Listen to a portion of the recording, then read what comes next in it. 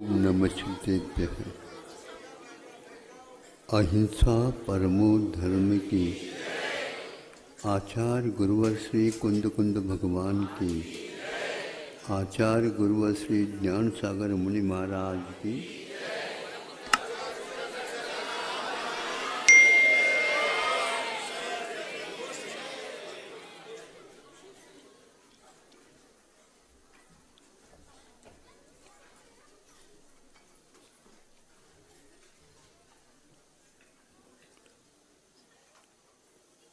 आईना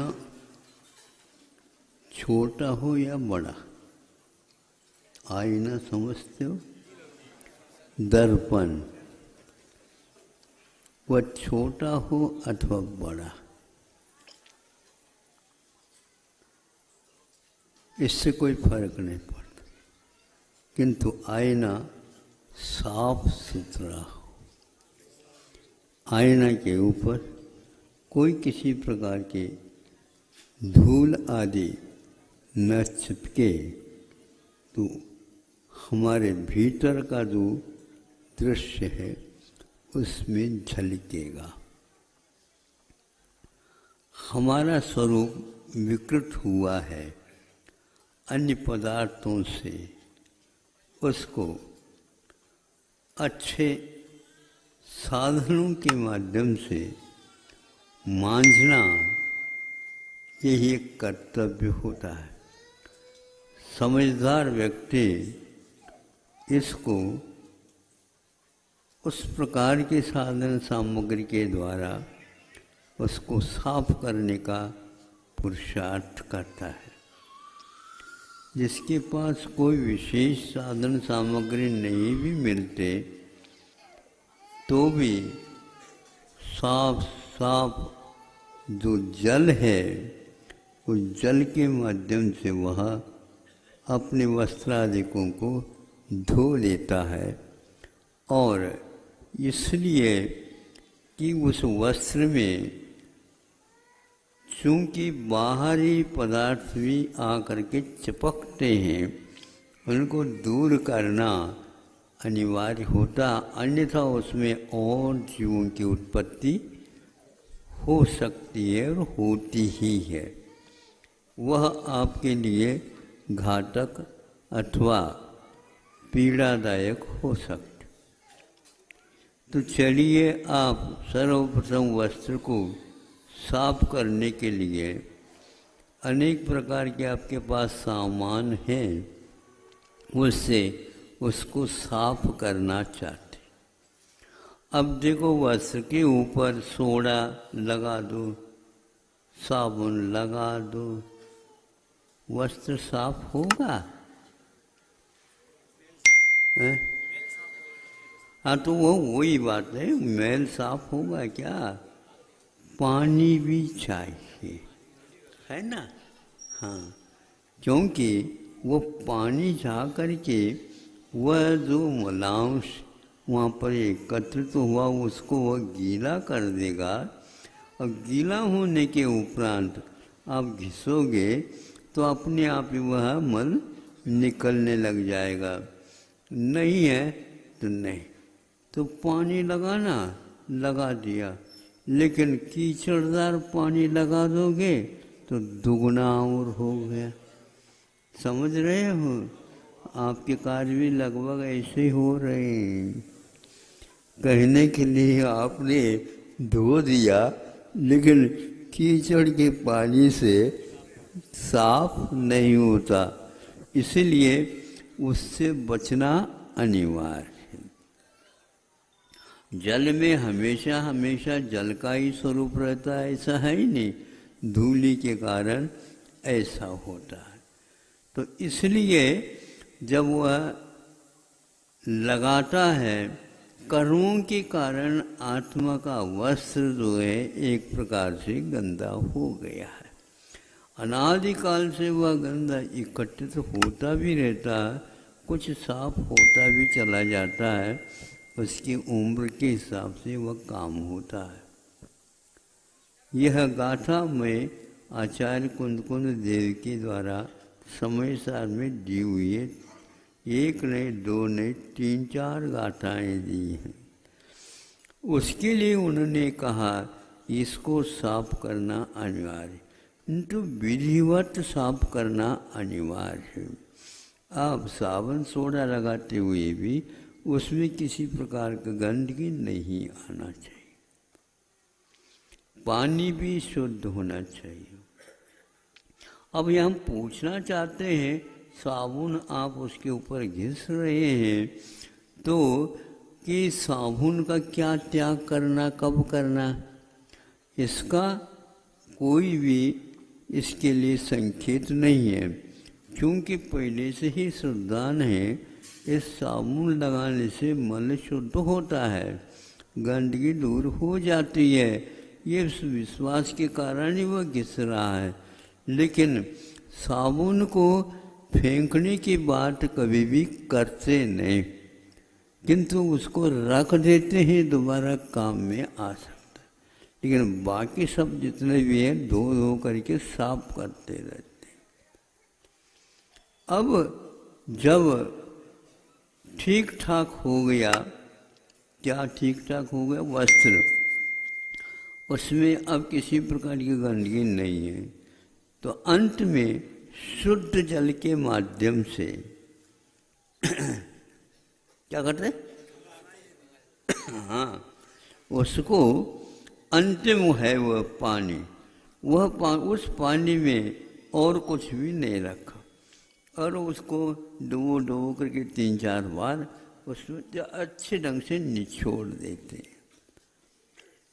अब वैसे निचोड़ करके रखते नहीं, उसको बाहर करके फटकार ज़्यादा जोर से नहीं करते, लेकिन वस्त्र ही फट जाए। अब देखो कुछ इसमें और भी किए जाते हैं। तो साबुन का त्याग नहीं किया, साबुन का त्याग नहीं किया जाता, किंतु साबुन घिसता घिसता अपने आप ही विश्राम पा जाता, जिस समय आप समझते हैं ये हमारा वस्त्र सही साफ हो गया। साबुन से साफ हुआ कि जल से साफ हुआ, ये भी सोचने की बात है। जल के बिना भी नहीं, लेकिन केवल जल के द्वारा भी नहीं, साबुन के बिना भी नहीं, केवल साबुन से भी नहीं। ये जो साधारण सामग्री है, इसको बोलते हैं एक प्रकार से बाह्याभ्यंतर दोनों कारणों की उपस्थिति से ये कार्य शुद्ध होता है। हमारे वस्त्र जो आत्मा का उपयोग है, वह भी इन बाहरी संपर्क के कारण, राग द्वेषादि के कारण वो गंदा हो गया है। ये जो पर्व के दिन आदि योग जो आते हैं, वो गृहस्थों के लिए चूँकि इतने निमित्त से उतना कम से कम साफ करने का अवसर प्राप्त हो जाता है। मुनि महाराजों का तो प्रत्येक पद में अपने उपयोग को शुद्ध करने का कार्यक्रम चलता ही रहता है। उनके पास इस प्रकार के साधन हैं, उनको हमेशा वो साफ करते रहते, लेकिन फिर भी गंदा होने का अवसर तो संसार में होता ही रहता है, उससे सावधानी की आवश्यकता है। फिर इसके उपरांत आप धोने के उपरांत दूसरा उस वस्त्र को थोड़े से और चमकाना चाहते हैं, तो फिर कौन से पाल है, तीनों पाल, रानी पाल, गुनी पाल, कई प्रकार के हमारे पास सामने आज कौन से पाल रहे हो? नहीं महाराज, अहिंसा धर्म पालते हुए ये भी पालते। अब इसमें देखो, इसमें शुद्ध पानी में उसको डाला जाता है, फिर ज़्यादा नहीं डाला जाता, थोड़ा सा। अब उसको एक प्रकार से निकाल करके रख दो। ये क्या कर रहा है, ये मलांश को तो दूर कर दिया, लेकिन फिर भी उसमें और भी मल रहता है, उसको साफ करने का रानीपाल काम करता है। लेकिन शुरुआत में यदि रानीपाल को डाल दिया, तीनों पाल को डाल दिया, वो पाल, तो शुरुआत में नहीं, ये तो अंत में जब उसको धो धा करके पूरा का पूरा सफ़ेद ही जल निचोड़ में आ जाए, देखते रहते हैं तो आता है, तब ये इसका उपयोग करते हैं। इसके उपयोग करने के उपरांत और इसमें चमक लड़ाके का लाने के लिए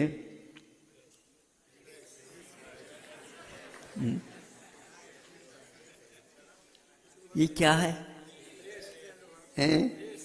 प्रेस। उसमें उसको बिना तपाए, बिना उसमें इंगा डाले अथवा बिना करंट के यूं कर दो। कभी देखा है? कहा? अब जितना कहा जाता उतना ही करते आप। बिना आग के भी, बिना बिजली के भी उस स्त्री को इस प्रकार करने से ललक कला नहीं आ सकती। किंतु वह यदि गर्म हो जाता है, जब हम छोटे थे उस समय वो गर्म हुआ है क्या नहीं, थोड़ी सी एक दो बूंद इसको पानी छिड़का देते, एकदम ठास करता। हाँ, तो अब यह उसके योग्य हो गया है। अब कब तक इससे वो प्रेस करते हैं आप? अरे भैया, नीचे कपड़ा जल न जाए, इसलिए उस स्त्री को उस कपड़े के ऊपर रखते नहीं, हाथ चलाते हैं। इसी प्रकार मोक्ष मार्ग भी होता है। अंत में प्रेस और चमक और लाने के लिए हमारे यहाँ तप होते हैं, तप।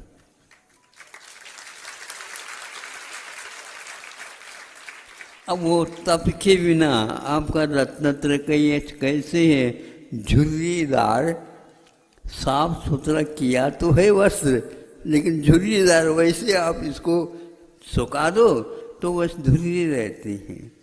उससे ग्रामीण व्यक्ति आया ऐसा ज्ञान होता है। और जो नगर में रहते हैं वो कैसे करते हैं? प्रेस करके करते हैं। तो ये इतना अंतर है।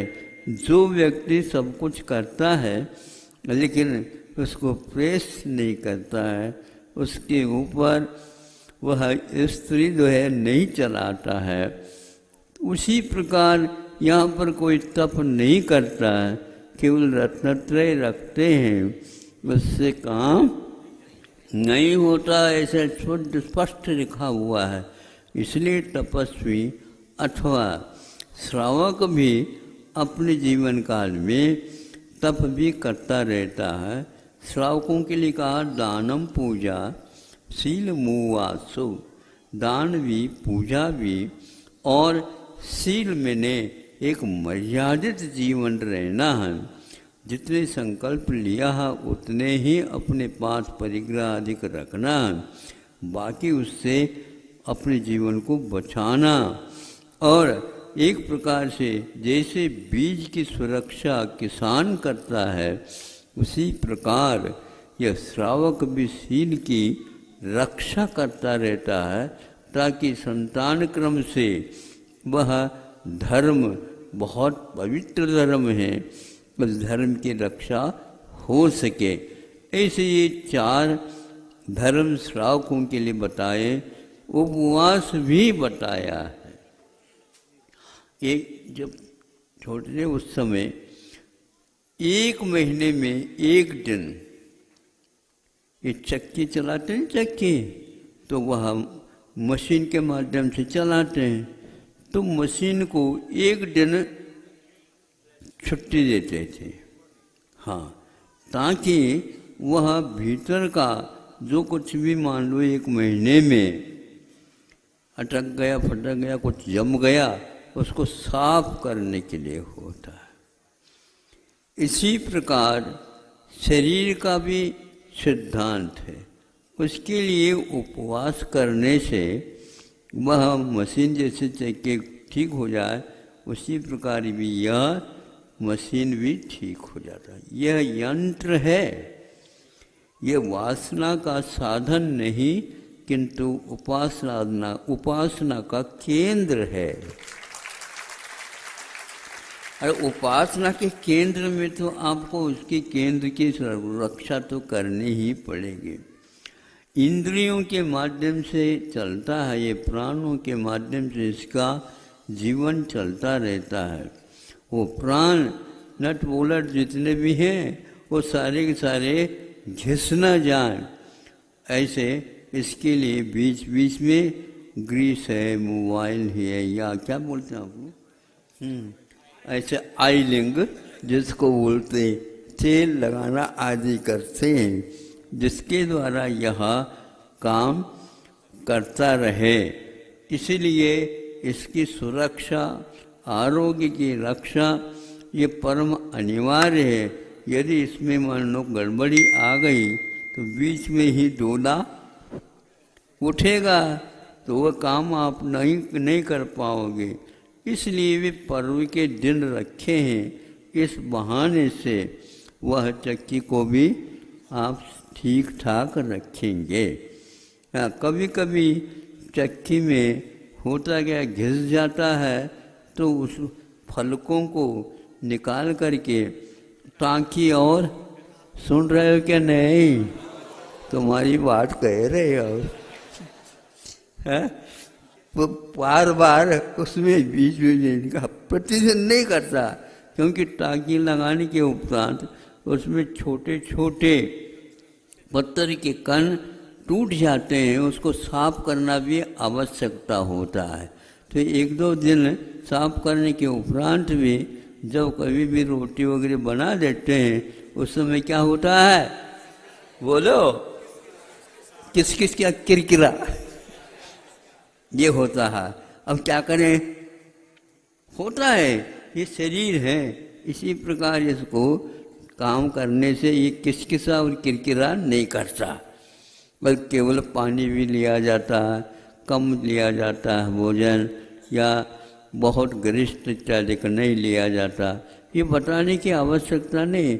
इसके माध्यम से हम अपनी यंत्रों को सुधारित कर रहे हैं और आत्मा के परिणामों को शुद्ध बनाने में ये सहायक होता है। इस प्रकार आपका सुनते हैं, कल पर्व का दिन आने वाला है, हमारे लिए नहीं आ रहा है, आप लोगों के लिए आ रहा। एक वर्ष में 10 दिन करते हैं, बस ठीक हो गया। और हमारे यहाँ प्रतिदिन पर्व चलता है, सुबह भी चलता है, शाम को चलता है, रात में चलता है।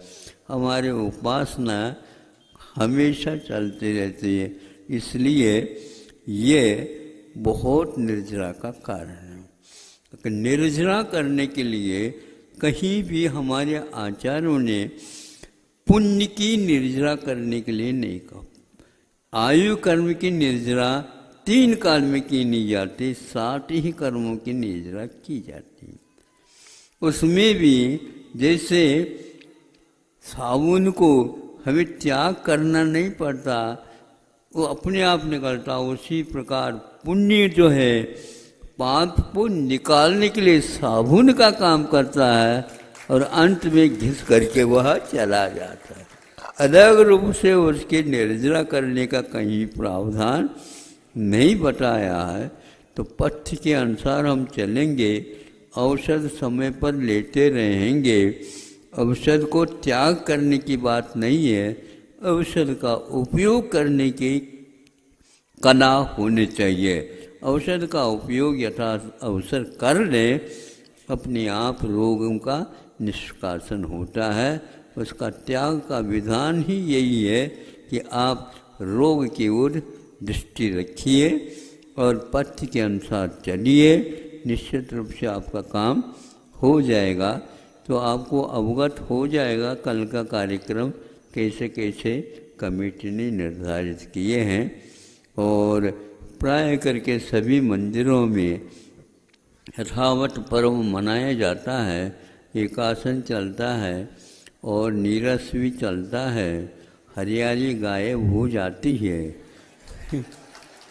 भाद्रपद में भी वर्षा हो रही है लेकिन हरियाली गायब हो जाती है, 10 दिन के बाद वो आती है। फिर बात में देख लो सब सब्जी मंडी में क्या होता है, सब्जी मंडी बिल्कुल महंगी हो जाती है क्योंकि जैनियों का प्रताप है। सब बिल्कुल नहीं खाएंगे, फिर बाद में देखो इसके बीच में भी नहीं समझे सुखा सुखा करके रखते हैं और वह पर्व के दिनों में बाहर निकलता।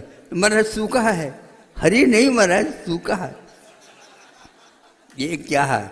जुब्बा इंद्र को जीतने के लिए है, नहीं समझे? देख तो लो ना हरियाली के अभाव में क्या होता है, सूखा सूखा होता है जैसे ज्येष्ठ आ गया हो।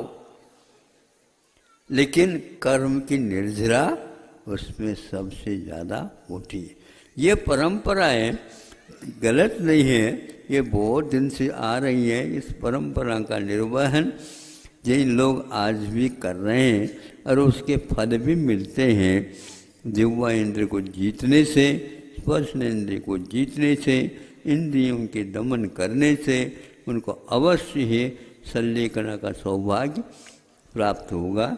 इतना ही पर्याप्त समझता हूँ कि आप लोगों को भी ये इसी क्रम से जैसे वस्त्र का साफ करने का विधान बताया, उसी प्रकार आत्मा के उपयोग को भी शुद्ध बनाने की प्रक्रिया 3-4 तपों के 4-5 तपों के माध्यम से और व्रतों के माध्यम से, परिणाम भावनाओं के माध्यम से करते रहना चाहिए। अहिंसा परमो